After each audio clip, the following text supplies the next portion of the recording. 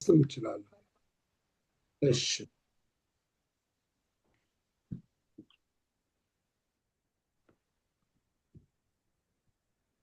እሺ እ የጴጥሮስን መልእክት ያው ጀምረናል። ሁለት ሳምንቶች አድርገናል። ዛሬ ሶስተኛውን ሳምንት እንገባለን። ትንሽ እንደ አንድ ሁለት ደቂቃ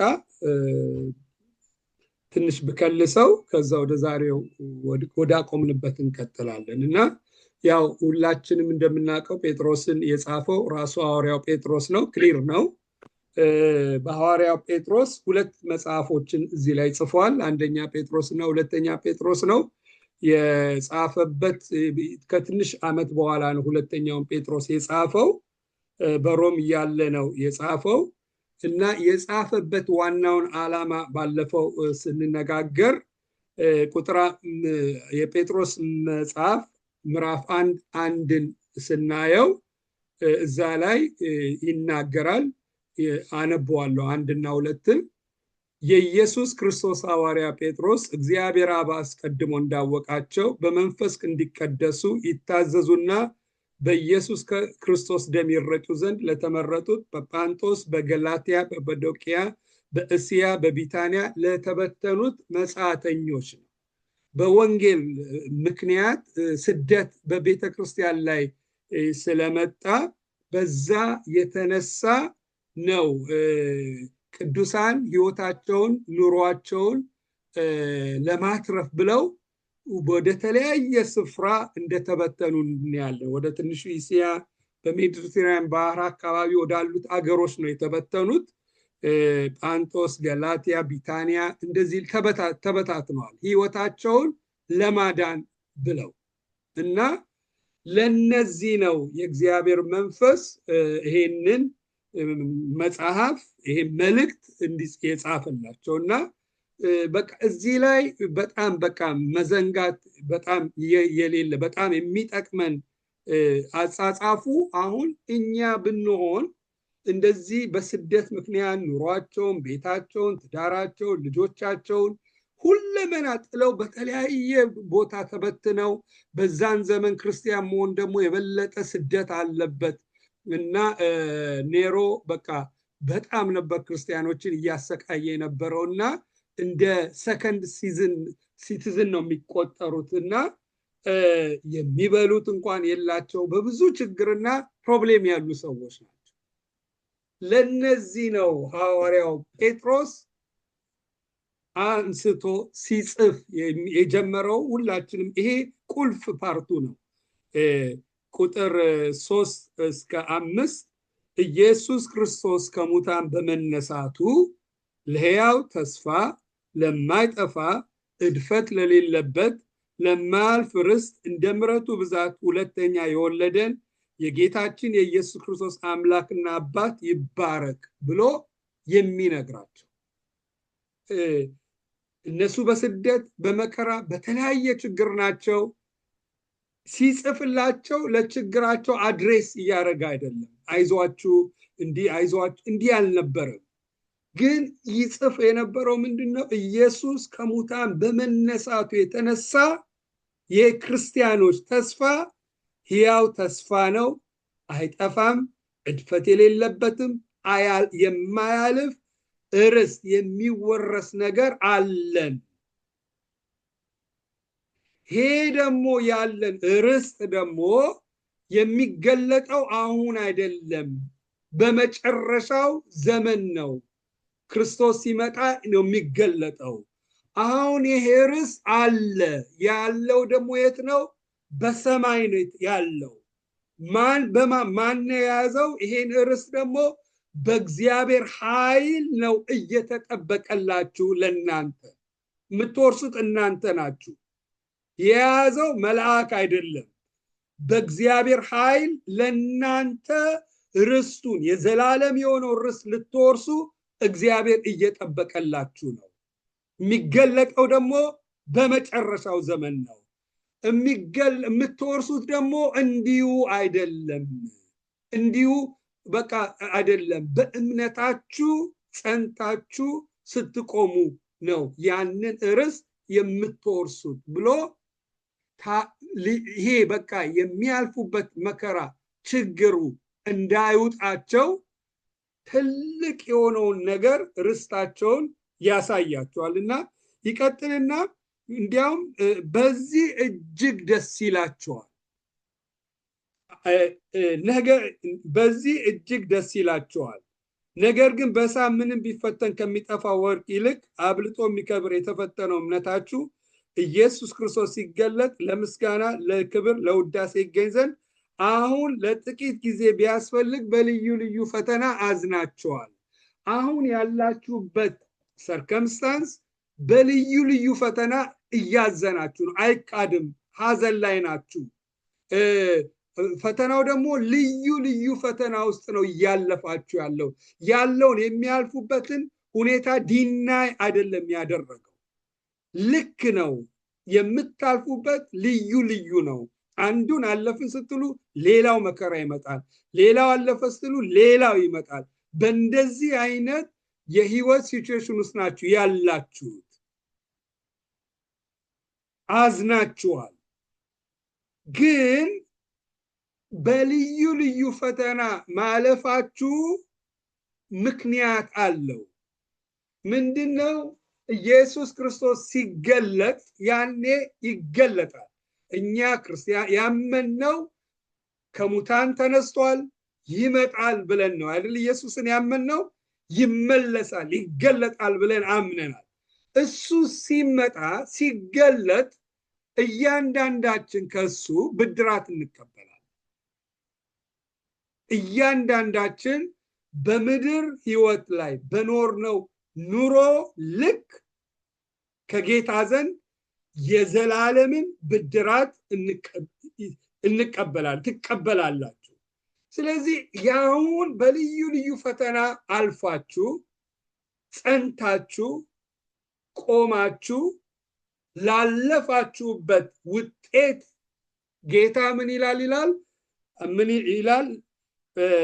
ኢየሱስ ሲገለጥ ለምስጋና፣ ለክብር፣ ለውዳሴ ይገኝ ዘንድ እሱ ሲመጣ የሚያመሰግነን ነገር ይፈልጋል። አሁን በምድር ህይወት ላይ በሰራን የሚያመሰግነን እንደገና የሚወድሰን ይሄን እኮ ያደረከው እኮ በጣም እኮ የሚያስደስት ነው። የሚወድሰን እንደገና ደግሞ ለክብር እኛን የሚያከብረን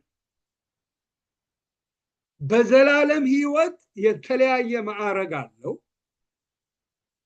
የተለያየ መክሊት አለው። ለዚህ ነው ሐዋርያው ጳውሎስ ሩጫውን ጨርሻለሁ፣ ሃይማኖቱን ጠብቄያለሁ፣ መልካሙን ገድል ተጋድያለሁ፣ የጽድቅ አክሊል ምን ብሎልኛል? ተዘጋጅቶልኛል። ለእኔ ብቻ አይደለም፣ መገለጡን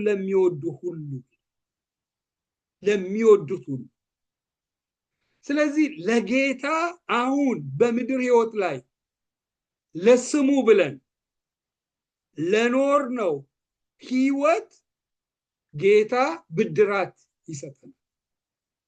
ሰው ደግሞ ስለሌላው አይደለም የሚጠየቀው፣ ስለራሱ ብቻ መልስ ይሰጣል። በመንግስተ ሰማያት ስንገባ የነጭ ፍርድ ዙፋን አለ። ቅዱሳን እኛ በጌታ ፊት ቀርበን የምንጠየቅበት ፍርድ ነው። እዛ ውስጥ አይ ቲንክ ብናየው ጥሩ ነው። ቆሮንቶስ ላይ ብናወጣው፣ አንደኛ ቆሮንቶስ ላይ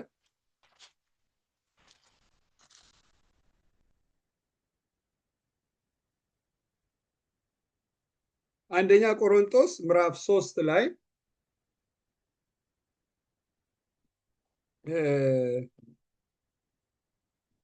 ሮዚ ማንበብ ያመችሻል?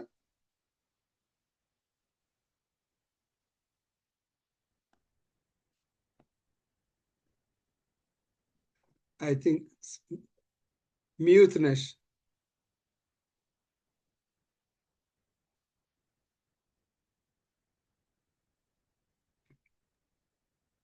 አንደኛ ቆሮንቶስ ምዕራፍ 3 ከ10 ጀምሮ እስከ 15 10 ጀምሮ እስከ 15 የእግዚአብሔር ጸጋ እንደተሰጠኝ መጠን እንደ ብልሃተኛ የአናጺ አለቃ መሰረትን መሰረትኩ። ሌላውም በላዩ ያንጻል፣ እያንዳንዱ ግን በእርሱ ላይ እንዴት እንዲያንጽ ይጠንቀቅ። ከተመሰረተው በቀር ማንም ሌላ መሰረት ሊመሰርት አይችልምና እርሱም ኢየሱስ ክርስቶስ ነው። ማንም ግን በዚህ መሰረት ላይ በወርቅ ቢሆን በብርም በከበረ ድንጋይም በእንጨትም በሳርም ወይም በአገዳ ቢያንጽ እያንዳንዱ ስራ ይገለጣል። በእሳት ስለሚገለጥ ያ ቀን ያሳያልና እያንዳንዱም ስራ እንዴት መሆኑን እሳቱ ይፈትነዋል። ማንም በእርሱ ላይ ያነጸው ስራ ቢጸናለት ደሞዙንም ይቀበላል። የማንም ስራ የተቃጠለበት ቢሆን ይጎዳበታል፣ እርሱ ራሱ ግን ይድናል፣ ነገር ግን በእሳት እንደሚድን ይሆናል። እሺ ጌታ ይባርክ። እዚህ ላይ በሚገባን ሐዋርያው ጳውሎስ ይጽፍልናል። በመንግስተ ሰማያት ውስጥ እንዴ በጌታ ፊት ቆመን ባለው ፍርድ ላይ የሚካሄደውን ነገር እዚህ ላይ ይነግረናል እና ከ10 ላይ የእግዚአብሔር ጸጋ እንደሰጠኝ መጠን እንደ ብልሃተኛ ያነጻ ዕቃ መሰረት ሌላው በራሱ ላይ ያንጽ፣ እያንዳንዱ ግን በእርሱ ላይ እንዴት እንደሚያንጽ ይጠንቀቅ ይላል። መሰረቱ ያው ክርስቶስ ነው አይደል? ክርስቶስን ስንቀበል ሁላችንም እንድናለን እና መሰረታችን ክርስቶስ ነው። ግን የምናንጽበት ይሄ የቤቱ መሰረት የምናንጽባቸው ነገሮች ይለያያል። እዚህ ላይ በእርሱ ላይ እንዴት እንዲያንጽ ይጠንቀቅ ይላል። ከተመሰረተው በቀር ማንም ሌላ መሰረት ሊመሰርት አይችልምና እርሱም ኢየሱስ ክርስቶስ ነው ይላል። ማንም ግን በዚህ መሰረት ላይ በወርቅ ቢሆን በብር ቢሆን በከበረ ድንጋይ ቢሆን በእንጨት ቢሆን በሳር ቢሆን በአገዳ ቢያንጽ የእያንዳንዱ ስራ ይገለጣል። አስቡት፣ ወርቅ አለ፣ ብር አለ፣ የከበረ ድንጋይ አለ፣ እንጨት አለ፣ ሳር አለ፣ አገዳ አለ። አሁን እነዚህን እሳት ውስጥ ስንከታቸው የቱ ነው ከእሳት ውስጥ የሚያልፈው? ስለዚህ ቢያንጽ የእያንዳንዱ ስራ ይገለጣል። በእሳት ስለሚገለጥ ያ ቀን ያሳያልና የእያንዳንዱንም ስራ እንዴት መሆኑ እሳቱ ምን ይለዋል? ይፈትነዋል። ማንም በእርሱ ላይ ያነጸው ስራ ቢጸናለት ምኑን ይቀበላል ይላል? ደሞዙን ይቀበላል። የማንም ስራ የተቃጠለበት ቢሆን ደግሞ ምን ይላል? ይጎዳበታል። እርሱ ራሱ ይድናል፣ ነገር ግን በእሳት እንደሚድን ይሆናል። ይድናል ግን ምን ይላል? በእሳት እንደሚድን ሆኖ ይድናል፣ ግን ሽልማቱ ላይ ግን የሚያገኘው ነገር አይኖርም ማለት ነው። የተቃጠለበት የእያንዳንዱ ስራ ደግሞ ምን ይላል? ይገለጣል። ይሄ ስራ ለመዳን ላለመዳን አይደል፣ ድነን ግን በእግዚአብሔር ቤት ውስጥ ያለ የሚሰጠን ሽልማቶች አሉ። እነዛ ሽልማቶች የሚሰጡን አሁን ላይ በኖርንበት ህይወት ለጌታ ብለን በኖርንበት ህይወት ላይ ነው እና እንደ አንድ ቃልም ለመድገም የበለጠ ወደ ውስጣችን እንዲገባ 2ኛ ቆሮንቶስ ምዕራፍ 5 ከ6 እስከ 10 አንብቢልን። 2ኛ ቆሮንቶስ ምዕራፍ 5 ከ6 እስከ 10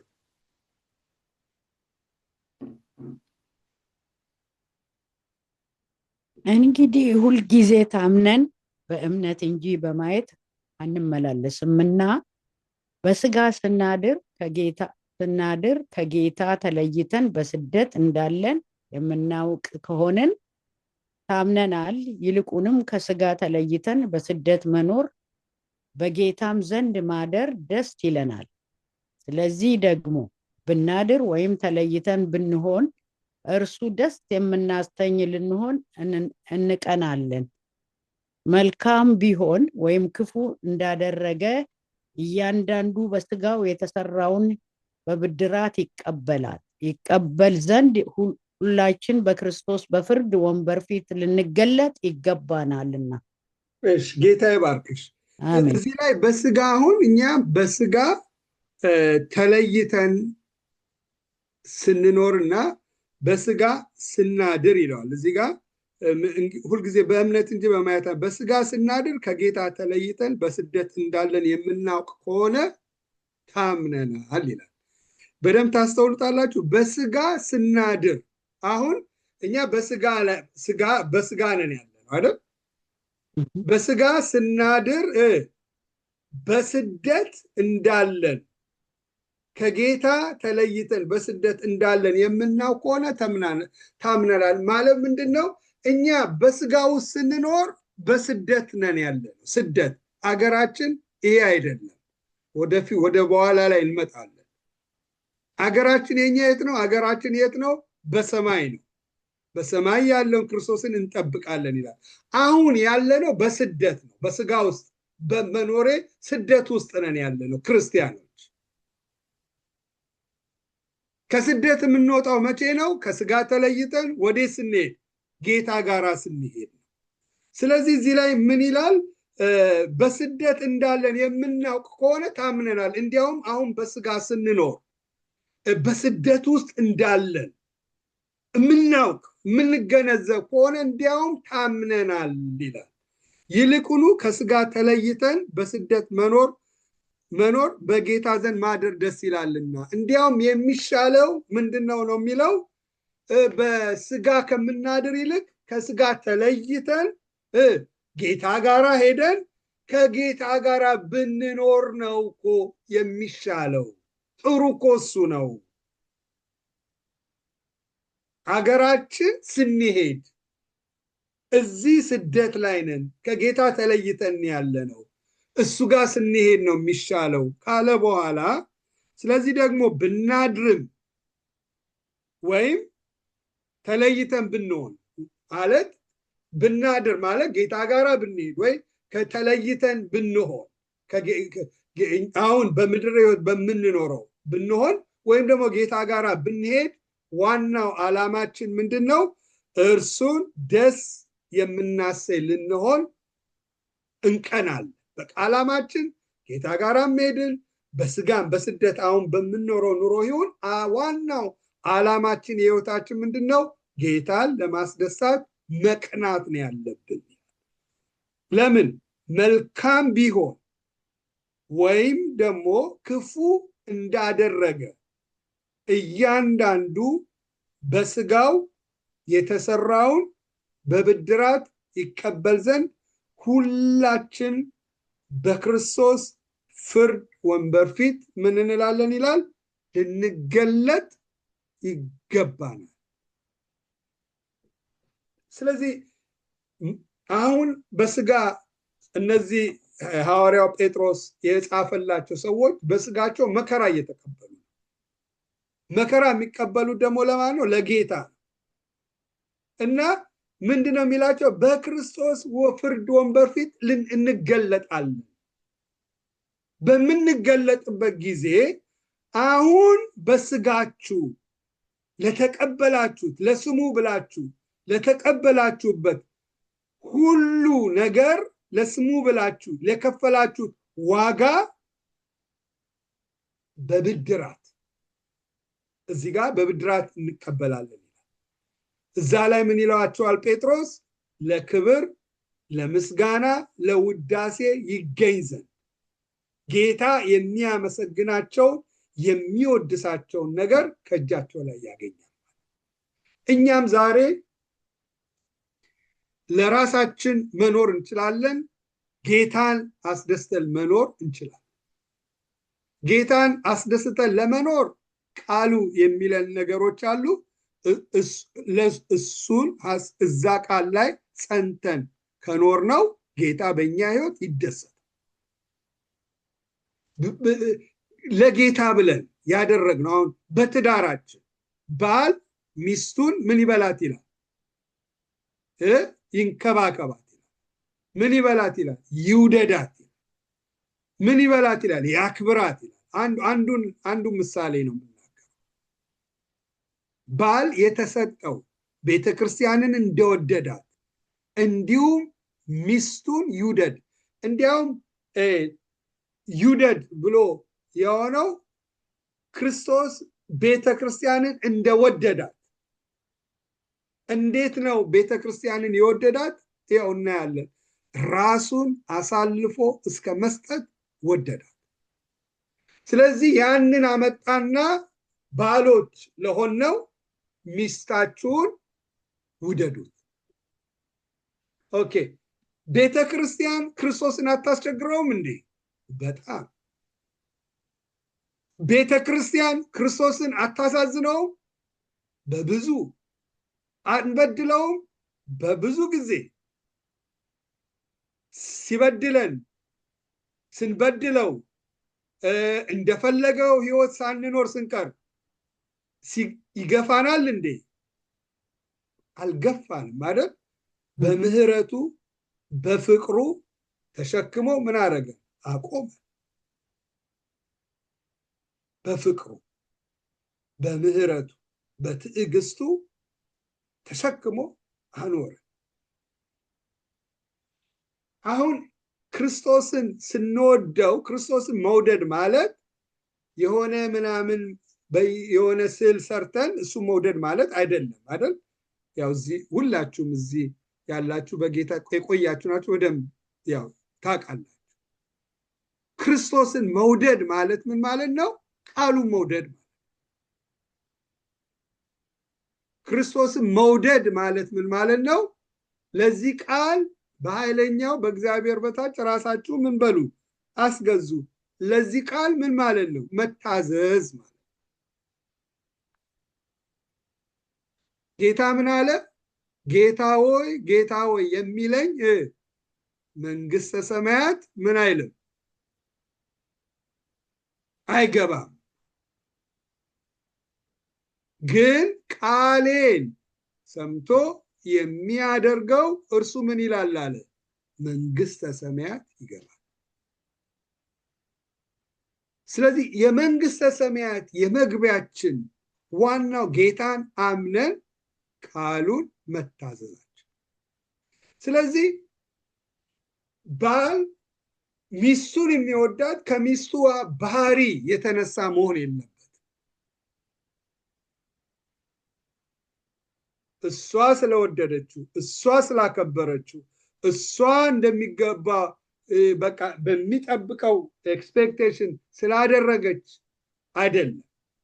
ይሄ ዓለማውያኖች የሚኖሩበት የህይወት ነው።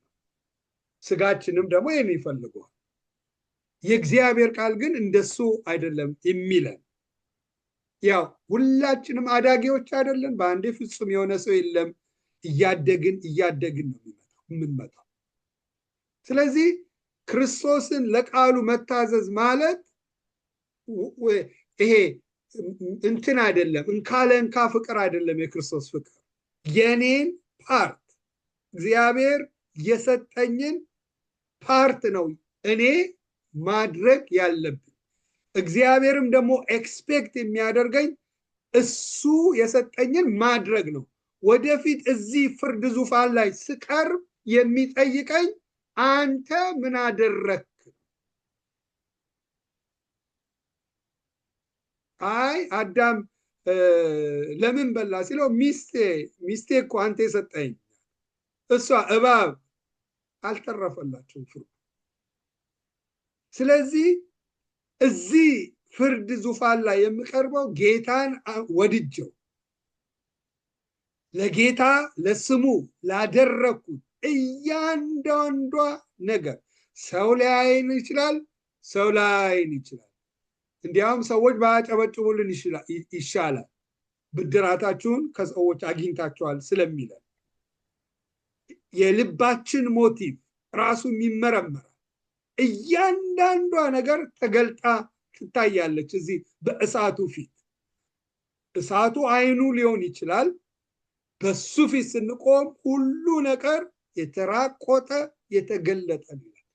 ስለዚህ ጌታን ወደን ሚስታችንን ስንወድ፣ ሚስት ደግሞ ጌታን ወዳ እንደ ሳራ ባሏን ስትወድ፣ ባሏን ስታከብረው፣ ለባሏ የሚገባትን ክብር ስትሰጥ፣ ባሏን ስትፈራ፣ እንደፈለገች ባሏን የምትሳደብ ከሆነ እንደፈለገች ይመጣላ ብትል፣ ወገኖች ሆይ ሰው ለተናገረው ለእያንዳንዱ ቃል ምን ይላል? መልስ ይሰጣል።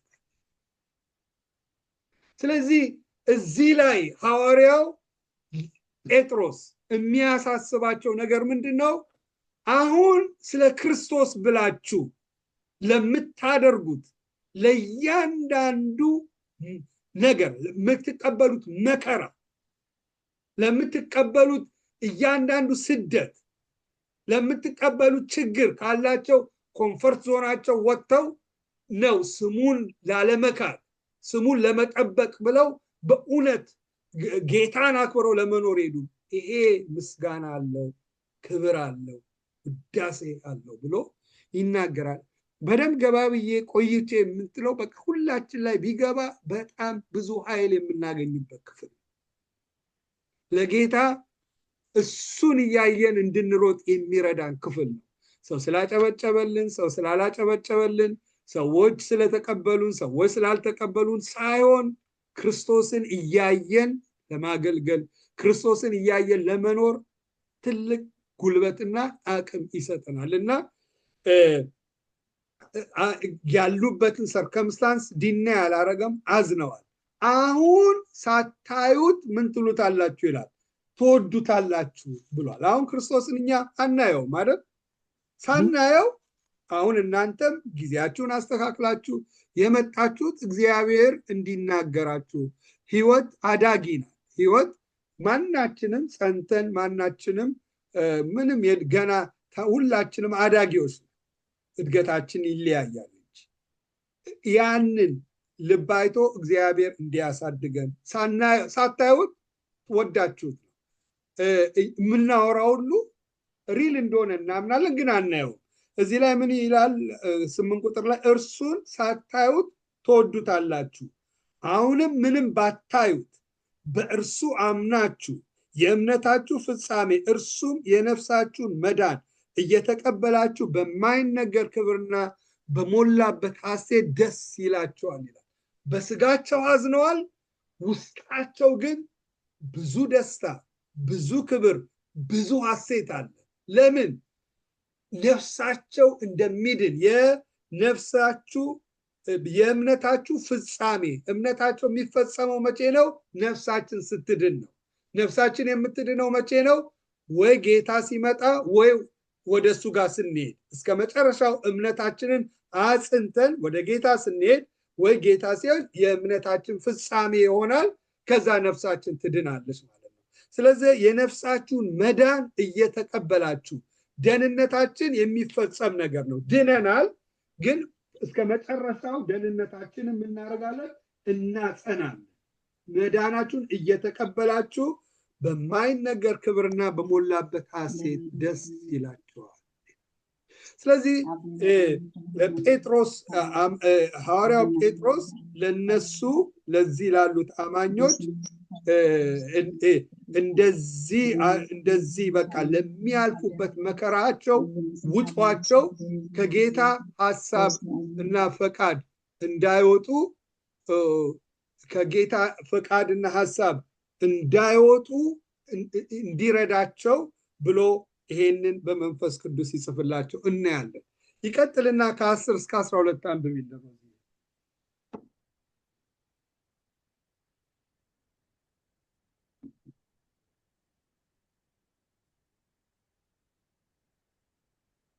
ሮዚ አለሽ? አሎ ከ10 እስከ 12 አንብብ ይደረግ። እሺ ቆሮንቶስ ነው።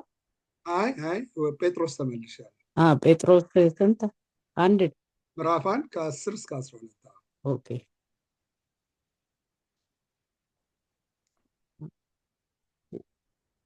ጴጥሮስ ለእናንተ ስለሚሰጠው ጸጋ 1:10 እስከ 12 ለእናንተ ስለሚሰጠው ጸጋ ትንቢት የተናገሩት ነቢያት ስለዚህ መዳን ተግተው እየፈለጉ መረመሩት። በእነርሱም የነበረው የክርስቶስ መንፈስ ስለ ክርስቶስ መከራ ከእርሱም በኋላ ስለሚመጣው ክብር አስቀድሞ እየመሰከረ በምንም ወይም እንዴት ባለ ዘመን እንዳመለከተ ይመረምሩ ነበር። ለእነርሱም ከሰማይ በተላከው በመንፈስ ቅዱስ ወንጌልን የሰበኩላችሁ ሰዎች አሁን ባወሩላችሁ ነገር እናንተን እንጂ ራሳቸውን እንዳላገለገሉ ተገለጠላቸው። ይህም ነገር መላእክቱ ሊመለከቱ ይመኛሉ። እሺ ቀጥዩ እስከ 25 ጨርሹና እኔ እቀጥላለሁ። ስለዚህ የልቦናችሁን ወገብ ታጥቃችሁና በመጠን ኖራችሁ ኢየሱስ ክርስቶስ ሲገለጥ የምታገኙትን ጸጋ ፈጽማችሁ ተስፋ አድርጉ። እንደሚታዘዙ ልጆች ባለማወቃችሁ አስቀድሞ የኖራችሁበትን ምኞት አትከተሉ። ዳሩ ግን እኔ ቅዱስ ነኝና ቅዱሳን ሁኑ ተብሎ ስለተጻፈ የጠራችሁ ቅዱስ እንደሆነ እናንተ ደግሞ በኑሯችሁ ሁሉ ቅዱሳን ሁኑ። ለሰው ፊትም ሳያደላ በእያንዳንዱ ላይ እንደ ስራው የሚፈርደውንም አባት ብላችሁ ብትጠሩ በእንግድነታችሁ ዘመን በፍርሃት ኑሩ። ከአባቶቻችሁ ከወረሳችሁ ከከንቱ ኑሯችሁ በሚያልፍ ነገር በብር ወይም በወርቅ ሳይሆን ነውርና እድፍ እንደሌለው እንደ በግ ደም በክብሩ የክርስቶስን ደም እንደተዋጃችሁ ታውቃላችሁ። ዓለም ሳይፈጠር እንኳን አስቀድሞ ታወቀ። ነገር ግን እምነታችሁን ተስፋችሁ በእግዚአብሔር ይሆን ዘንድ ከሙታን ባስነሳው ክብሩንን በሰጠው በእግዚአብሔር በእርሱ ስለምታምኑ ስለእናንተ በዘመኑ መጨረሻ ተገለጠ። ለእውነት እየታዘዛችሁ ግብዝነት ለሌለበት ለወንድማማች መዋደድ ነፍሳችሁን አጽንታችሁ እርስ በርሳችሁ ከልባችሁ አጥብቃችሁ ተዋደዱ። ዳግመኛ የተወለዳችሁት ከሚጠፋው ዘር አይደለም፣ በሕያውና ለዘላለም በሚኖር በእግዚአብሔር ቃል ከማይጠፋው ዘር እንጂ። ሥጋ ሁሉ እንደ ሳር፣ ክብሩ ሁሉ እንደ ሳር አበባ ነውና ሳሩ ይጠወልጋል፣ አበባውም ይረግፋል። የጌታን ቃል ግን ለዘላለም ይኖራል። በወንጌልም የተሰበከላችሁ ቃል ይህ ነው። እሺ ጌታ ይባርክሽ። አሜን።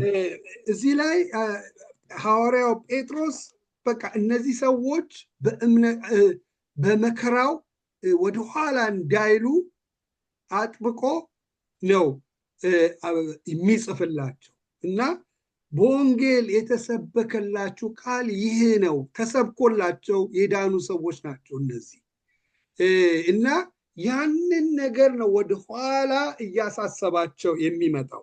እዚህ ከ10 እስከ 12 የሚናገረው ለእናንተ ስለሚሰጠው ጸጋ ትንቢት የተናገሩት ነቢያት ስለዚህ መዳን ተግተው እየፈለጉ መረመሩት። በእነርሱ የነበረ የክርስቶስ መንፈስ ለክርስቶስ መከራ ከእርሱ በኋላ ስለሚመጣው ክብር አስቀድሞ እየመሰከረ በምን ወይ እንዴት ባለ ዘመን እንዳመለከት ይመረምሩ ነበር ይላል እና ለእናንተ ስለሚሰጠው ጸጋ ትንቢት የተናገሩት ነቢያት ማለት ለእናንተ የተሰጠ ጸጋ አለ።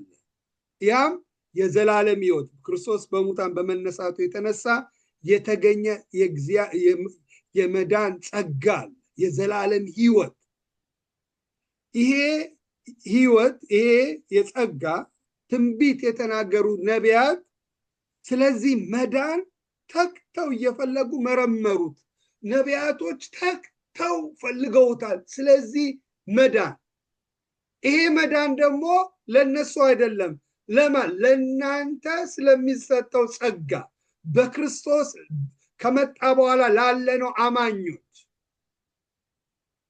ይሄ ጸጋ ይሄ መዳን እነዚህ ነቢያቶች ተግተው መረመሩት፣ ፈለጉት።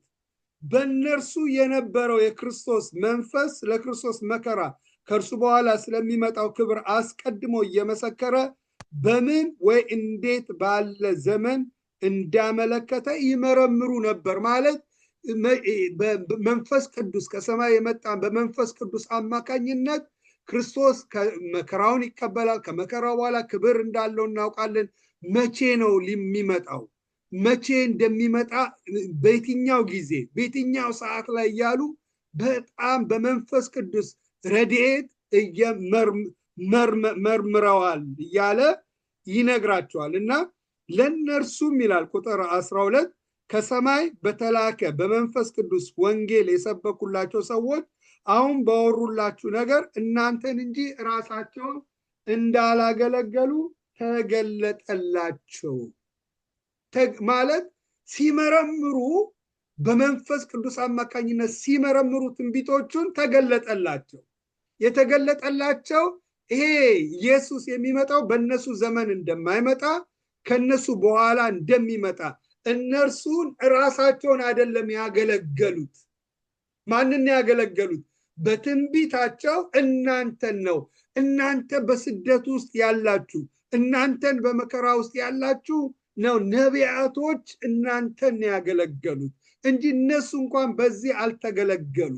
ተገለጠላቸው ራሳቸውን በራሳቸው ዘመን ላይ እንደማይመጣ በእናንተ ዘመን ላይ መጥቶ የመዳንን ጸጋ ለእናንተ እንደሚሰጥ ካላቸው በኋላ ነቢያቶች ብቻ አይደለም በዚህ መዳን ተደንቀው ያለፉት። እዚህ ላይ ቁጥር 12 ላይ ሲናገር ራሳቸውን እንዳላገለግሉ ይህን ነገር መላእክቱ ሊመለከቱት ምን ይላሉ? ይመኛሉ። የቱን? ይህንን የመዳንን ጸጋ ነቢያቶች መረመሩት፣ ፈለጉት፣ ተክተው ነው የፈለጉት። እንዲሁም አይደለም። መላእክቶች ደግሞ ይሄን ነገር መላእክቶች ሊመለከቱት ይመኛሉ። አሁን መላእክቶች እኛን ለእኛ ምኖች ናቸው? ረዳቶች ናቸው አይደል? መዳንን ለሚወርሱ ሰዎች ምንድነው? የሚያግዙ ናቸው፣ የሚረዱ ናቸው። መላእክቶች አስቡት፣ የፈጠራቸው ጌታ ይህ የማይታየውን የሚታየውን በሰማይ ቢሆን በምድር ቢሆን ሁሉን የፈጠረ ጌታ ይሄ አምላክ ሰው ሆኖ መጥቶ ሞቶ ተነስቶ በሰው ውስጥ መኖሩ፣ በእኛ ውስጥ መኖር፣ ክብሩን ያያሉ፣ ክብሩን ያውቃሉ። ፊታቸውን ሸፍነው ነው ይብን የሚያመልኩት። እልፍ አላፋት መላእክት ነው ይሄንን አምላክ ከፍጥረት በፊትም ያመልኩታል፣ አሁንም ያመልኩታል። ይሄ አምላክ ግን ሰውን ወዶ በሰው ህይወት ውስጥ ይሄንን ጸጋ የምንድንበትን ጸጋ መዳናችን የተረጋገጠ እንደሆነ እግዚአብሔር ለማሳየት ምን አድርጓል? መያዣ ሰጥቷል አይደል? ያ መያዣ ማን ነው? የእግዚአብሔር መንፈስ በእኛ ውስጥ አድርጎታል። እንደምንወርሰው እርግጠኛ ይብን እንድንሆን ለዛ መያዣ አድርጎ ኤፌሶን ላይ ነው የምናገኘው፣ መንፈስ ቅዱስን ሰጠን። ይህንን መላእክቶች ይብን ማየታቸው በጣም ያስደንቃል። ምናል ይህን ነገር መላእክት ሊመለከቱት እንኳን ምን ይመኛሉ። እናንተ እንዲሁ ያገኛችሁት ጸጋ በስደት በመከራ በብዙ ችግር ናችሁ ያላችሁት። አዎ በህይወታችሁ በልዩ ልዩ ሀዘን ያላችሁት እናንተ በእንዲህ አይነት መከራ ነው። ግን ያገኛችሁት ግን ክብር፣ ያገኛችሁት ጸጋ፣ ያገኛችሁት የዘላለምን የሆነው እረፍት ግን ነቢያት እንኳን አላገኙትም። በዛን ጊዜ እናንተን ያገለገሉበት፣ መረመሩት፣ ፈለጉት፣ በእነሱ ዘመን እንደማይሆን አወቁና ለእናንተ እንዲገለገል አደረጉ። ይህንን መዳን መላእክቶች ብቻ አይደለም መላእክቶች ነቢያቶች ብቻ አይደለም መላእክቶች እንኳን ምን ይሉታል ይመኙታል ይሄንን ስለዚህ መዳን ስለዚህ ታላቅ ጸጋ ከዛ በኋላ ከ13 ጀምሮ ስንመጣ አንድ ምዕራፍ 1 ከ13 እስከ ኦልሞስት እስከ ምዕራፍ 5 አንዳንዴ እልፍ ብሎ ማንነታችን እንድንገነዘብ ይነግረናል ከዚህ ጀምሮ እስከ ምዕራፍ 5 መጨረሻ ድረስ ይሄንን መዳን እንዴት መውረስ እንዳለብን የምንችልበትን መንገዱን ይነግራል ወይም ደግሞ እምነታችንን የምንፈጽምበት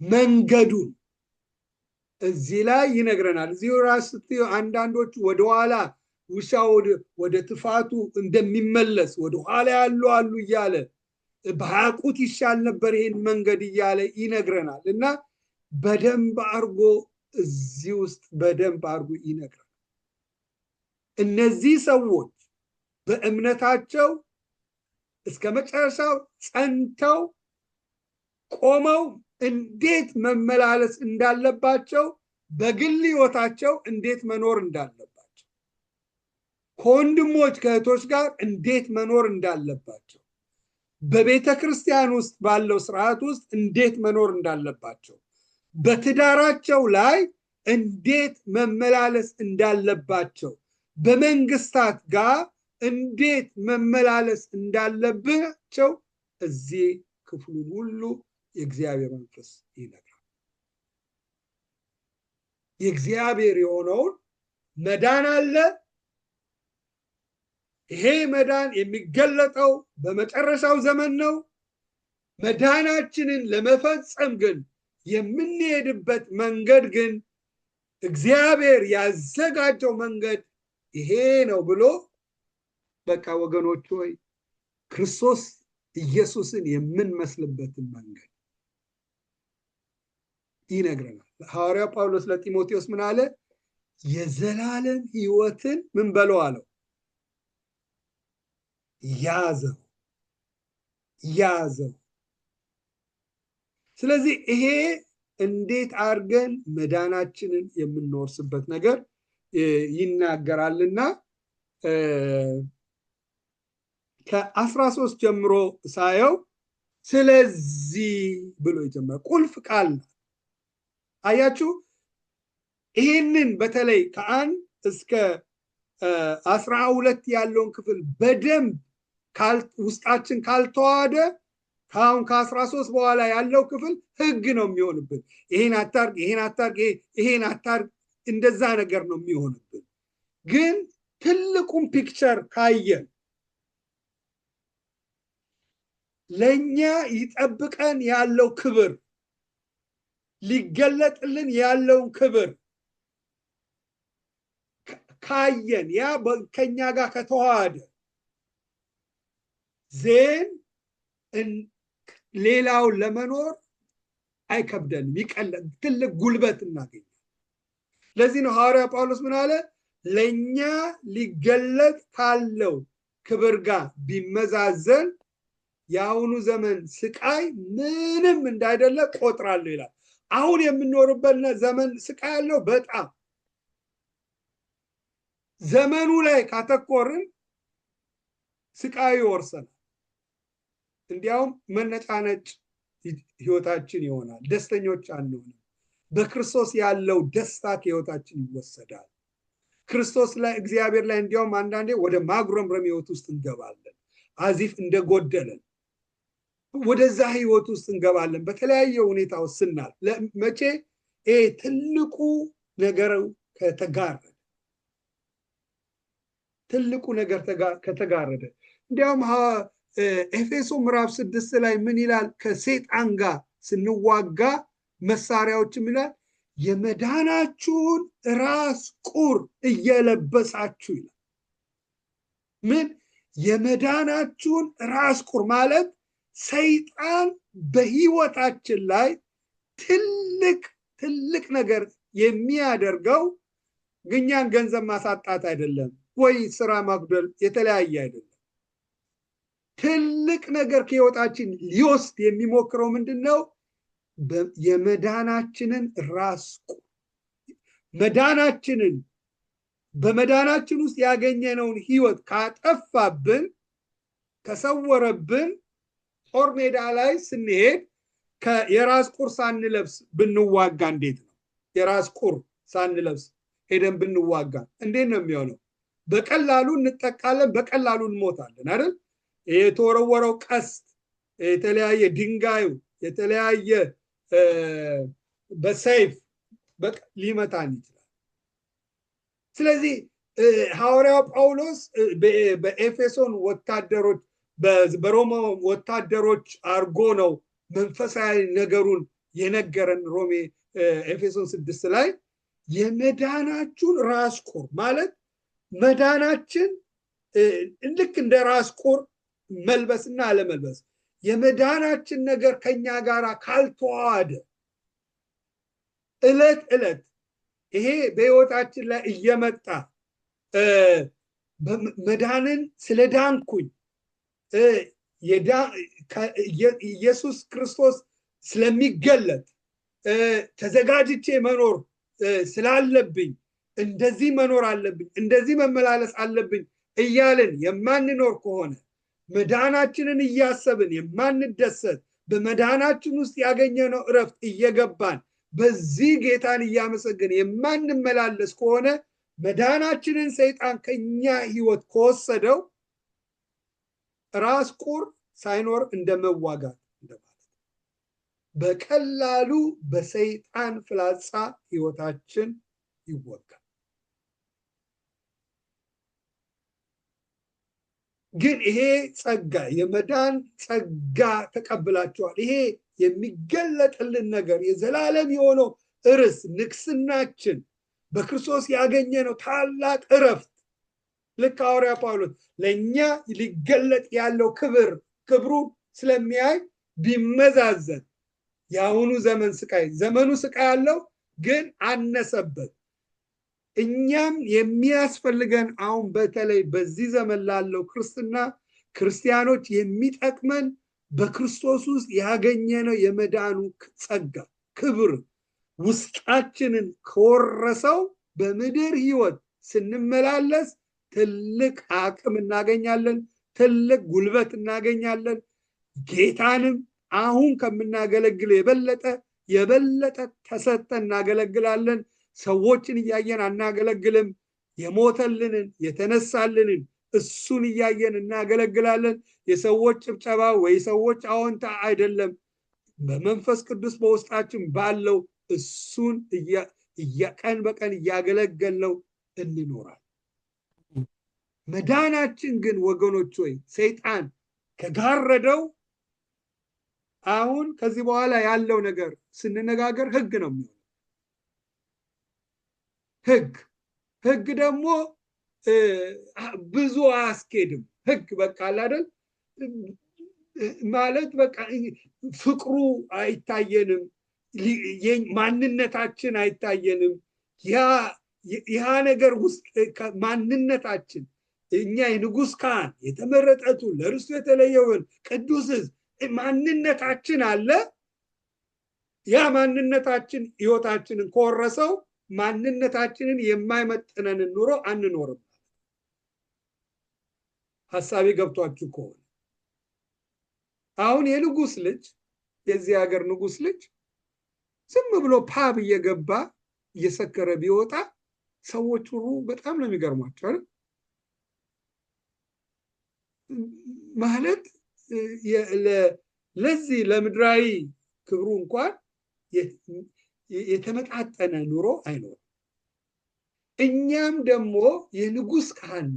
የንጉሱ ካህን ይታያችሁ፣ የእሱ አገልጋይ የተመረጠ ትውልድ፣ ለርስቱ የተለየ ወገን፣ ቅዱስ ሕዝብ እንዲህ ነው።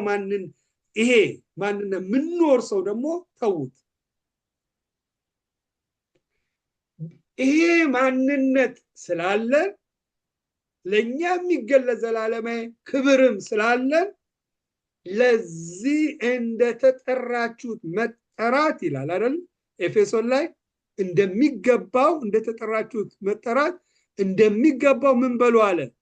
ተመላለሱ ተመላለሱ።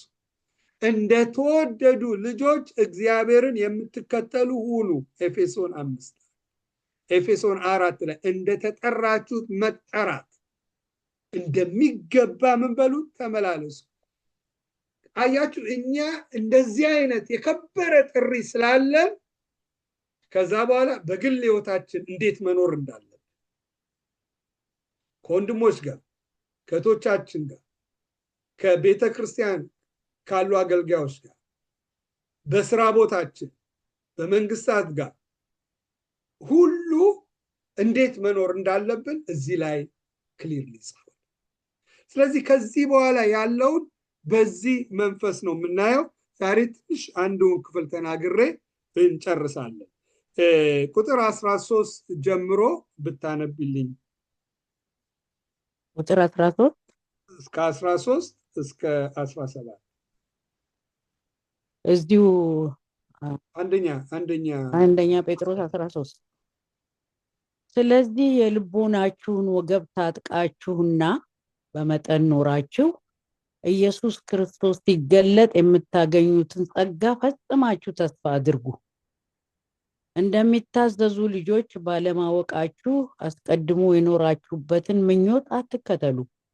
ዳሩ ግን እኔ ቅዱስ ነኝና ቅዱሳን ሁኑ ተብሎ ስለተጻፈ የጠራችሁ ቅዱስ እንደሆነ እናንተ ደግሞ በኑሯችሁ ሁሉ ቅዱሳን ሁኑ።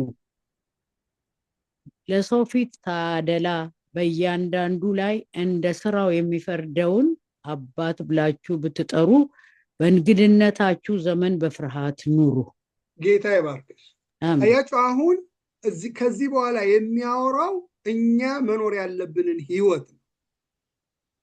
ከዛ በፊት የኢየሱስን ስራ ጨርሶታል። ጨርሶ ድል አድርጎ አሸንፎ የሚያወርሰንን አዘጋጅቶ ይጠብቀናል። ስለዚህ ምን ይላል? ስለዚህ ቁጥር 10 የልቦናችሁን ወገብ ታጥቃችሁ በመጠን ኖራችሁ ኢየሱስ ክርስቶስ ሲገለጥ የምታገኙትን ጸጋ ፈጽማችሁ ተስፋ አድርጉት። ወገኖች ሆይ እንደዚህ አይነት ትምህርቶችን ብዙ ስለማንማር ያው በግሎቻችሁ በጣም ብዙ ምጥሩ እንዳላችሁ አምናለሁ። እንደነዚህ አይነት ትምህርቶችን ብዙ ስለማንማር በቃ አይደል እንትን ነው የሚሆንብን። ግን መማር ያለብን እንደነዚህ አይነት ትምህርቶችን ነው። ለኛ ያለው የዘመኑ ትምህርት ግን ይሄ አይደለም። ሞር ከእግዚአብሔር እንድንቀበል ሌላ ነው፣ እንደዛ አይነት ነው እንጂ እሱ አድርጎልናል፣ ሌላው ነገር ይከተለናል። የኛን ሪስፖንሲቢሊቲ ብዙ አይነግሩም። በዚህ ምክንያት ያደገን ክርስቲያን ብዙ አናድግ። የተመጣጠነ ምግብ ብዙ ስለማንበላ ምግቡ ይሄ ቃሉ ያደገ ማንነት ብዙ የለም። እዚህ ላይ ሲነግረን ኑሮን ባሰብነው ቁጥር ህይወት ባሰብነው ቁጥር እንዴት ነው መኖር ያለባችሁ ይላል። የልቦናችሁን ወገብ ታጥቃችሁ በመጠን ኖራችሁ ኢየሱስ ክርስቶስ ሲገለጥ የምታገኙትን ጸጋ ፈጽማችሁ ተስፋ አድርጉ። በተስፋ ነው ስትኖሩ መኖር ያለባችሁ። በተስፋ ስትኖሩ ነገ ወይ አንድ ቀን ኢየሱስ ምን ይላል? ይገለጣል። መቼ አላውቀው፣ እንደ ሌባ ነው የሚመጣው፣ አልነገረንም፣ ግን እመጣለሁ ብሏል። ኢየሱስ ክርስቶስ ሲገለጥ የምታገኙትን ጸጋ የምናገኘው ጸጋ ነው። ደጋግሞ እኛን ቢነገረን ጠንካራ ክርስቲያኖች የምንሆነው የምናገኘው ታላቅ ጸጋ፣ የእግዚአብሔር ጸጋ ነፃ ስጦታ አለ። እግዚአብሔር ያዘጋጀው በኃይሉ ያጠበቀው ውርስ አለ። ይህንን ነው ተስፋ እያደረግን እንድንኖር እግዚአብሔር የሚፈልገው። በዚህ ምድር ላይ ስንኖር እኔ አገሬ በሰማይ ነው፣ በሰማይ ያለውን ክርስቶስ የምንላለው እጠብቃለሁ አለ። አይ ቲንክ ሁላችንም ኤፌሶን ላይ ፊልጵስዩስ ላይ እንሂድና ሐዋርያ ጳውሎስ እዚህ ጋር በጣም ለፊልጵስ አማኞች በጣም የሚያሳዝን እኔ ባነበብኩ ቁጥር አዝናለሁ የሚናገረው ነገር በቃ እፈራለሁ ለራሴ እና እዚህ ላይ የሚናገረው ሁላ ፊልጵስዩስ ላይ ብናወጣ ምዕራፍ 3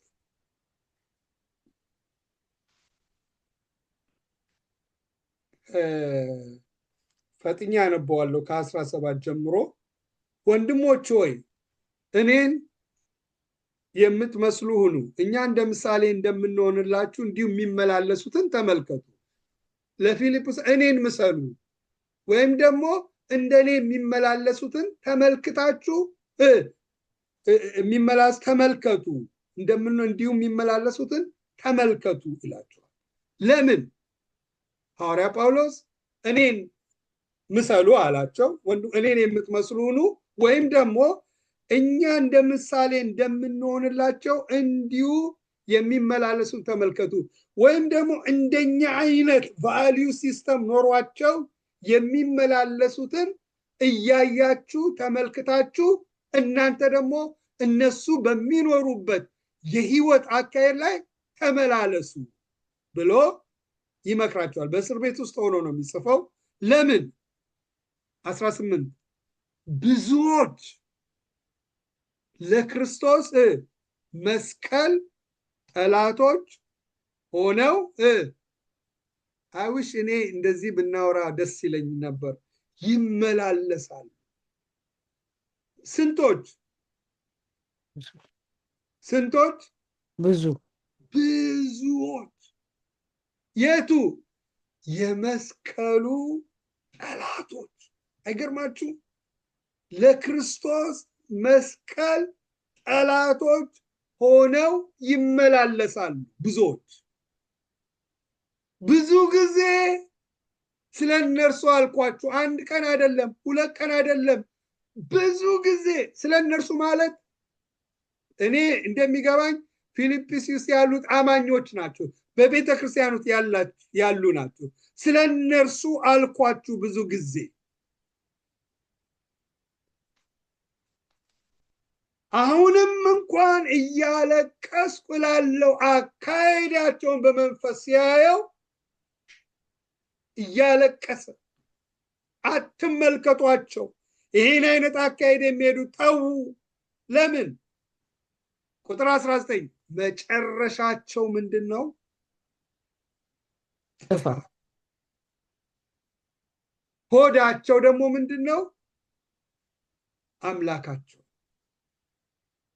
ክብራቸው፣ ክብር የሚሉት ደግሞ ምንድን ነው? ነውራቸው። ሐሳባቸው፣ ሰውን የሚመራው ምንድን ነው? ሐሳቡ ነው አይደል? ሐሳባቸው በምድር ላይ ሲኖሩ ምንድን ነው? ምድራዊ ነው። አያሳዝንም? ብዙዎች የክርስቶስ መስቀል ጠላቶችን ይመላለሳሉ። አሁንም እያለቀ መጨረሻቸው ጥፋት። ሆዳቸው ምን ማለት ነው? ሆዳቸው አምላካቸው ነው። ህይወታቸውን የሚመራቸው። መኪና ስነዳ መሪው ነው አይደል የሚመራን? እየመራ ነው። እኛ መሪ እንመራለን እንዳንጋጭ፣ በመሪው እንመራለን። የነዚህ ሰዎች ክርስቲያኖች ሆነው የሚመራቸው ግን ምንድነው? ሆዳቸው። በህይወታቸው ፕራዮሪቲያቸው ምንድነው? የክርስቶስ መስቀል ሊገለጥላቸው ያለው ያ ውርስ እያስደሰተ ያን በመጠበቅ ይወት ሳይሆን ሆዳቸው ይመራቸው አምላካቸው። ክብር ብለው የሚጠሩት ምኑን ነው? ነውር የሆነውን ነገር ክብራቸው። አንዳንድ ሰዎች የተሻለ ትምህርት ያላቸው የተሻለ በቃ አይደል ዲግሪ እንዲያውም ዶክተር ሆኖ ተሳስታችሁ ዶክተር ካላላችሁ የሚያዝኑ ይደከሙ እንደ ክብር ወይ ዘራቸው ሊሆን ይችላል እንደ ክብር የሚያዩት፣ ወይ ቤተሰባቸው በጣም ወይ አፍጣም ቤተሰብ ይሆናል ያ እንደ ክብር ሊያዩት ይችላሉ። ወይ እውቀት ኖሯቸው እንደ ክብር ሊያዩት ይችላሉ።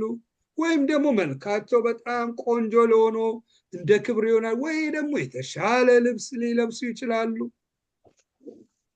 እንዴት እኮ ያሳዝናል። ወይ ደግሞ በጣም ቆንጆ ማለት ትልቅ ስራ ማለት ብዙ የሚከፈልባቸው ስራ ያገኙና ያንን እንደ ክብር አይተው ሌላው ከነሱ ያነሰ መስሏቸው ሊሰማቸው ይችል ይሆን? ነውሯቸው ምንድነው? ክብራቸው ምንድነው? በነውራቸው ነው። ወይም ደግሞ በኃጢአት ውስጥ የሚያደርጉት ነገር እንደ ትልቅ ነገር ይቆጥሩት ይሆን?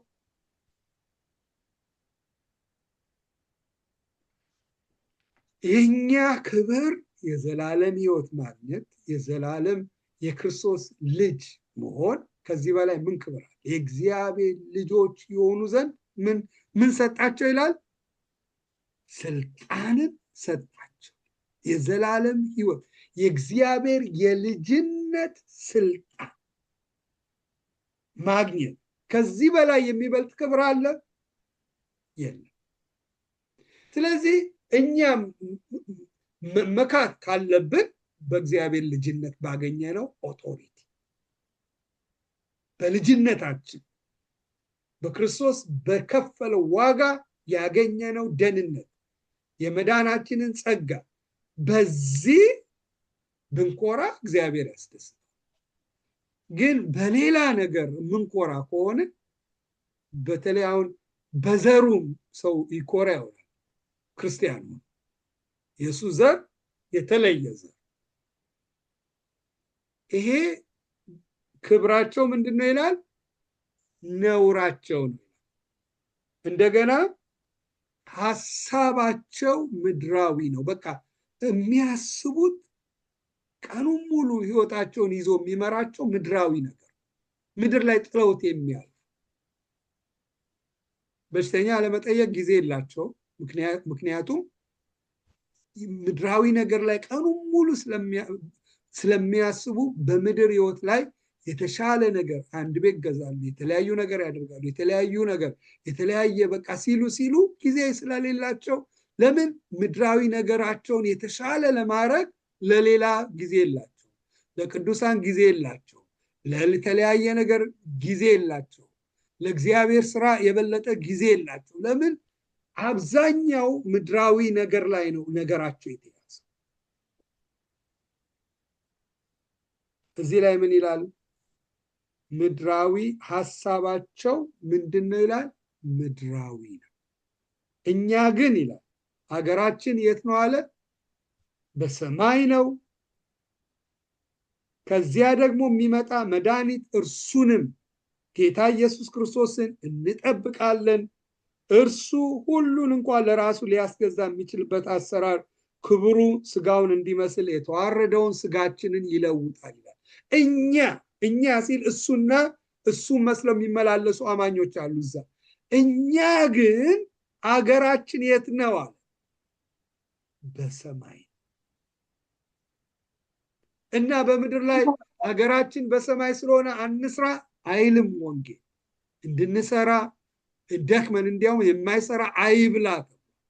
መስራት አለብን፣ መድከም አለብን፣ ደክመን ማግኘት አለብን። ወንጌል ያበረታታል ስራን። በምንም ነገር ኤክሴል አድርገን እንድናደርግ በደንብ ያበረታታል። ግን የሚያደርገው ምንድነው? በምናደርገው ነገር ሁሉ ለእግዚአብሔር ክብር እንዲሆን እያደረገ እኛ የምንከብርበት የኛ ስም የሚጠራበት ሳይሆን እግዚአብሔር የሚከብርበት በስራም አቅጣጫ በሁሉም ባስቀመጠን ስፍራ ላይ የክርስቶስ የሆነውን መልካም ነገር ለመናገር ለተለያየ ኦፖርቹኒቲ እግዚአብሔር ያደርጋል እና የሀገራችን እሱ በሰማይ ነው። በሰማይ ነው ሀገራችን። በዚያ ደግሞ የሚመጣ መድኃኒታችን ኢየሱስን እንጠብቃለን ይላል። ትክክለኛ ክርስቲያን ኑሮ የሚሆነው ከቃሉ ላይ እንደማየው ሀገሩ ለዘላለም የሚወርሰው በሰማይ አለው። በምድር ህይወቱ ሲኖር ለስደት ላይ እንዳለ ገብቶት በምድር ላይ ሲኖር በሰማይ ጌታ የሰጠው ታስክ አለ። እሱን ለማስደሰት መኖር እንዳለበት ነው ወንጌል የሚነግረን። ባገኘነው በተለያየ ኦፖርቹኒቲ በስጋ ስንኖር ጌታን ለማስደሰት እንቀናለን። ስለዚህ ጌታን ለማስደሰት ለምን መድኃኒታችን ኢየሱስ ይመጣል፣ እኛን ልጆቹን ይወስደናል። ሐዋርያ እነ አብርሃም ያንን ክብር ነው ያዩት አይደል? እግዚአብሔር የሰራትን ከተማ ሲያዩ ኖ እኔ ለዚህ ምድር ምንድነኝ አለ እንግዳ ነኝ ብሎ። የሚገርም እኮ ነው እምነቱ። በድንኳን ኖረ። የእሱ ልጆች ሁሉ በድንኳኑ አኑሮ። ድንኳኑ ምንድነው ምሳሌያቸው? ስደተኛ ነኝ። የስደተኛ ሀገር መኖሩ አይደለም። እግዚአብሔር የገባለት ተስፋ ቃል ይሄ ነው፣ ይሄን ትወርሳለህ ብሎታል። ለዚች ምድር እኔ ምንድን አለኝ? በብሉይ ኪዳን ያለው ሰው ስደተኛ ነኝ፣ አገሬ በሰማይ ነው ብሎ ኖረ። እነ ሙሴ እምቢ ያሉት ለምንድን ነው? ያ ክብር አዩ። ከፈርዖን ይልቅ ከሚያገኘው ጥቅም ይልቅ ከብዙ ገንዘብ ይልቅ ለክርስቶስ መነቀፍ ለእግዚአብሔር መከራ መቀበል የበለጠ ብድራት እንደሆነ ገባው። እንዴት? በውስጣዊ አይኑ ተመልክቶ። ስለዚህ ዛሬ እኛም ስንኖር የሚገለጥ ጌታ አለ። አንድ ቀን ይመጣል። ሲገለጥ ደግሞ ይዞልን የሚመጣ የዘላለም ርስት፣ የዘላለም ጸጋ፣ የዘላለም መዳን አለ። ስለዚህ ይሄንን ተስፋ እያደረግን እንድንኖር ነው የሚነግረን። አንደኛ ጴጥሮስ ላይ አንብበን እንጨርሳለን። ስለዚህ ወደዚህ ወደ ቁጥር 13 ስንሄድ ስለዚህ የልቦናችሁን ወገብ ታጥቃችሁ በመጠን ኖራችሁ ኢየሱስ ክርስቶስ ሲገለጥ የምታገኙትን ጸጋ ፈጽማችሁ ተስፋ አድርጉ። በተስፋ እንዲኖሩ ይነግራቸዋል። ኢየሱስ ክርስቶስ ሲገለጥ የምታገኙት ጸጋ አለ። እሱ እንዲሆን ግን እንዴት ኑሩ ይላቸዋል? የልቦናችሁን ወገብ ታጠቁት። የልቦናችሁን ወገብ ታጥቃችሁ በመጠን ኖራችሁ ኢየሱስ ሲገለጥ የምታገኙትን ጸጋ በተስፋ ፈጽማችሁ ተስፋ አድርጉ ብሎ 3 ነገሮች ይመክራቸዋል። የልቦናችሁን ወገብ ታጠቁ። ወገብ መታጠቅ ጥቅሙ ምንድን ነው? አሁን እኔ ባልታጠቅ በቀላሉ ያረኩት ሱሪ ሊወልቅ ይችላል። እንደገና በቃ በደንብ መጓዝ አልችልም። በደንብ ወደምፈልገው ዳይሬክሽን መሄድ አልችልም። ማለት እንደምፈልገው ፍጥነት መሄድ አልችልም። ወገቤ ካልታጠቁ ለጉዞዬ ስሎ ያደርገው። እዚህ ላይ የልባችሁን ወገብ ልባችንን መታጠቅ ወገብ ታጠቁት ሲለን ይሄኛው ልባችንን በቃ መታጠቅ አለበት። የተዘጋጀ የታጠቅ ስንታይ የተዘጋጀን ነው። የልባችን ወገብ ታጠቁት የተዘጋጀ ወዴት? ይሄ የሚሄድበት ዳይሬክሽን ደግሞ ወዴት ነው? ኢየሱስ ክርስቶስ ሲገለጥ የሚያገኘውን ጸጋ ተስፋ በማድረግ ልባችን ለዚህ ተዘጋጅቶ መጠበቅ አለበት። የህይወት መውጫ ልብ ነው። ልብን አጥብቀ ያዘው ይላል። ስለዚህ የልባችን ወገብ ታጥቀን በመጠን ኖሯችሁ ይላል። ኑሯችን እንኳን በመጠን ሳንኖር ስንቀር የልባችን ወገብ ካልታጠቅን ዳይሬክሽናችንን አናውቅም። በቃ ይሄ የሚገለጠውን ኢየሱስ ክርስቶስን ተስፋ እያደረግን መኖር ይከብደናል። ለዚህ ነው የልባችን ወገብ ታጥቀን የምንሄድበትን አቅጣጫ ገብቶን ስንመላለስ ዜን መጠን በህይወታችን ላይ መጠን የምናደርገው ይኖረናል ማለት ነው። የምንኖረው መጠን ለምን አቅጣጫችንን እናውቀዋለን። መድረሻችን ምንድነው? አንድ ቀን የሚገለጥ ጌታ አለ። ያ ነው የሁላችንም ፍጻሜ። ኢየሱስ ሲገለጥ የሚመጣ ከምንም በላይ ከምንም ጋር የማላወዳድረው ታላቅ ጸጋ አለ። ይሄን ጸጋ ግን የምወርሰው ግን እንዲሁ አይደለም፣ እምነቴን ስፈጽም ነው። እምነቴን ለመፈጸም ደግሞ መሄድ ያለብኝ መንገድ አንደኛ ይሄንን ተስፋ ያደረኩት የልቤን ወገብ ታጥቄ ተዘጋጅቼ በመጠን ኖሬ ይሄንን ተስፋ ለመውረስ ምን መገስገስ አለባችሁ ብሎ እዚህ ላይ ይነግራቸው ሐሳቤ ከገባችሁ። ስለዚህ የልባቸውን ወገብ ታጥቀው የሚሄዱበት መንገድ የት ነው? ከዚህ በኋላ የምናየው እያንዳንዱ ዲቴል ውስጥ እንመጣለን። አንዱን ዝም ብዬ ተናግሬ ሰዓት ስላለቀ አቆማለሁ። ጸጋ ፈጽማችሁ ተስፋ አድርጉ። አሁን የሚሄዱበት መንገድ እንደሚታዘዙ ልጆች ባለማወቃችሁ አስቀደማችሁ የነበራችሁበት ምኞት አትከተሉት። አሁን የህይወት መውጫ ልብ ነው። ልብ ጋር የቀደመው ምኞት አትከተል። ተዘጋጅቷል ለመገስገስ፣ ታጥቋል ለመሄድ። የትኛውን የዘላለም ህይወት የሚወርስበትን የመዳኑን የሚወርስበትን መንገድ ለመሄድ ተዘጋጅቷል። በመጠን ይኖረናል፣ እይታ አለው። ስለዚህ እንደሚታዘዙ ልጆች ባለማወቃችሁ አስቀድማችሁ የኖራችሁበትን ምኞት አትከተሉ።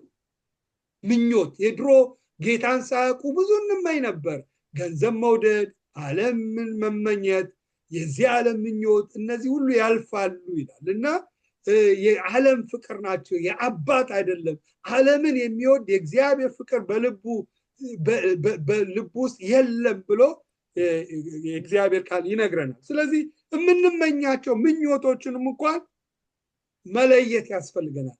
እዚህ ላይ ባለማወቃችን ድሮ የምንመኛቸው ምኞት እንዲመኙ አይነግራቸውም እና ምን ይላል? ቁጥር 15 ከ17 ዳሩ ግን ይላል። ይህን ሀሳብ ብቻ ተናግሬ ጨርሳለሁ። ዳሩ ግን እኔ ቅዱስ ነኝና ቅዱሳን ሁኑ ተብሎ ስለተጻፈ የጠራችሁ ቅዱስ እንደሆነ እናንተ ደግሞ በኑሯችሁ ሁሉ ምን በሉ? ቅዱሳን ሁኑ። አሁን ተጠራን። ክርስትና ተጠርተናል። ጥሪ ነው። ጥሪ ተቀበልን። ወይሄድን ነው ወደ ጥሪው። ስለዚህ ይሄ የጠራን አምላክ ባህሪው ምንድነው አሉ? ምንድነው አለን? ቅዱስ ስለሆነ ቅዱስ ነው ባህሪው። ማንነቱ ቅዱስ ነው። የገባንበት ሃይማኖት ውስጥ አይደለም የገባነው አይደለም። የገባነው ህብረት ነው። አብ ወልድ መንፈስ ቅዱስ ህብረት ውስጥ ነው የገባነው። ይሄ አምላክ ምንድነው? ቅዱስ ነው በቃ ባህሪው። ስለዚህ ዳሩ ግን እኔ ቅዱሳን ሁኑ ተብሎ የጠራችሁ ቅዱስ እንደሆነ እናንተ ደግሞ በኑሯችሁ ሁሉ ምን በሉ? ቅዱሳን ሆኖ። በኑሯችሁ ሁሉ ቅዱሳን ሆኖ። አሁን አድራሻ ያለን ሰዎች አቅጣጫ አለ። የምንሄድበትን እያየነው ነው። ይገለጥ ጌታ አለ። በፊቱም ቀርባለን፣ መልስ እንሰጣለን። ርስት የዘላለም ርስት አዘጋጅቶ ይጠብቀናል፣ ይመጣል። አሜን።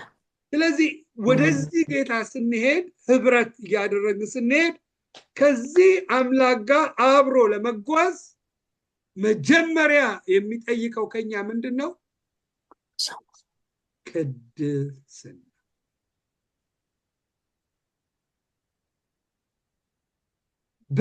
በምናችን ነው ቅድስና? በኑሮአችሁ ሁሉ ቅዱሳን ለኔ ተለዩ። በኑሮአችሁ እዚህ ላይ ቆም እንልና አሁን ከዚያ አምላክ ጋር ለመገስገስ ስንወስን በኑሮዬ ሁሉ በቅድስና ነው የምኖረው ብለን ቆም ብለን እንጠይቃለን።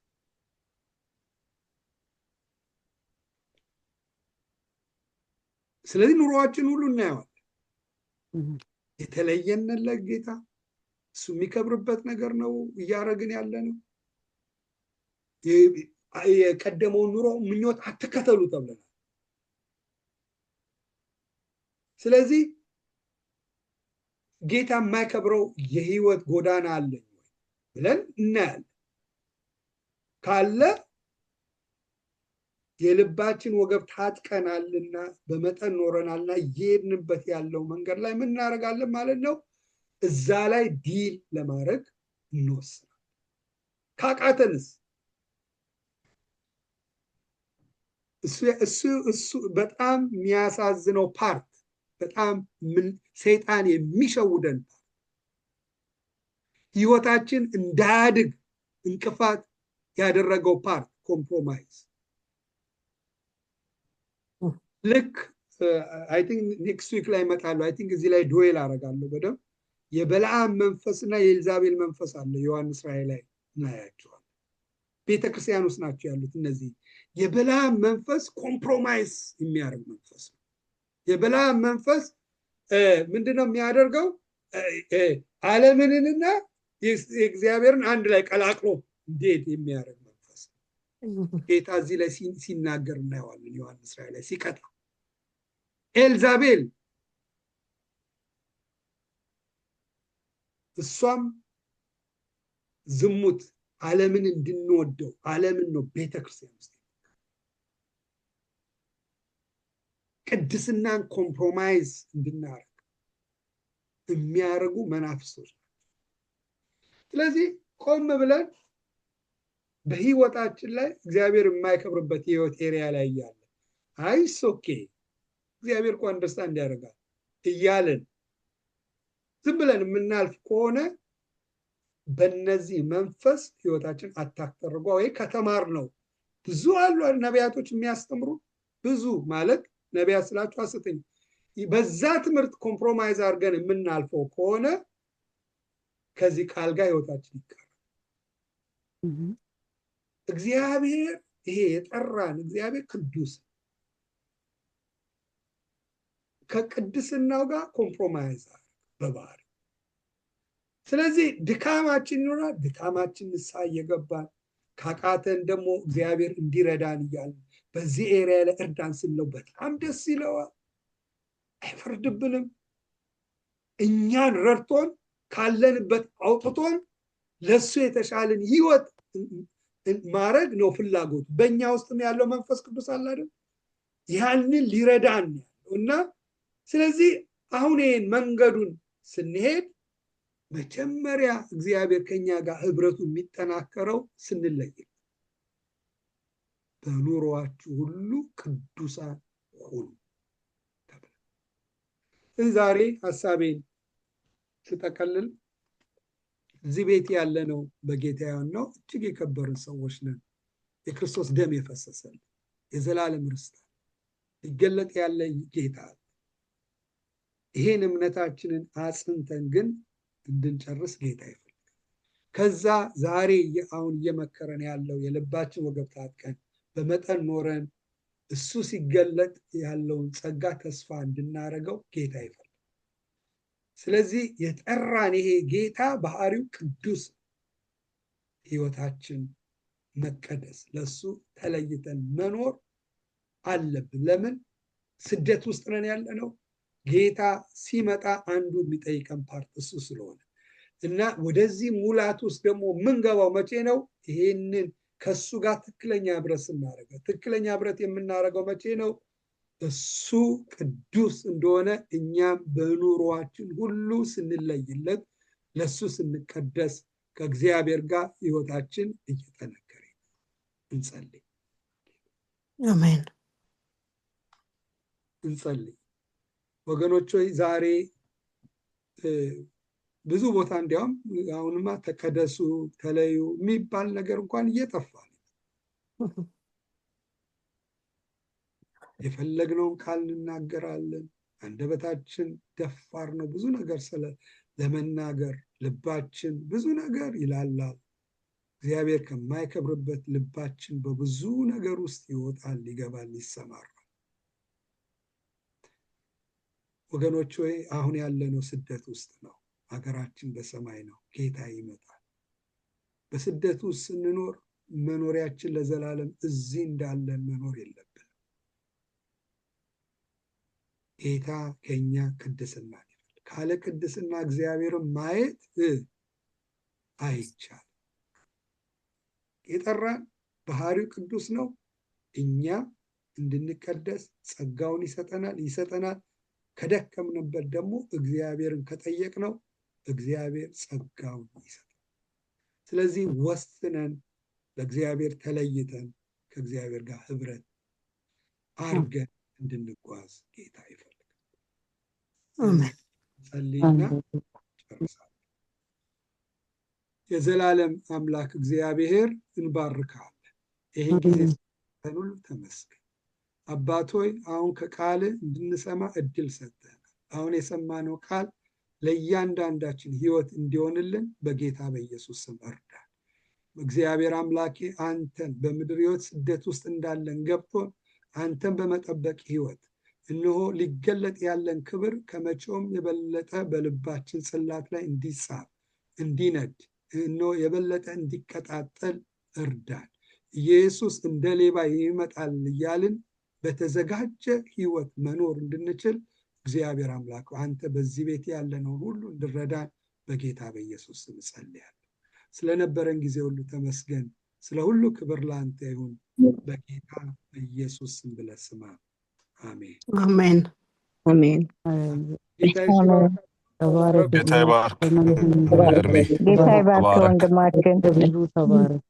ተባረክ ኤርምዬ፣ ጸጋውን ያብዛልህ። አሜን። ሮቤካዬ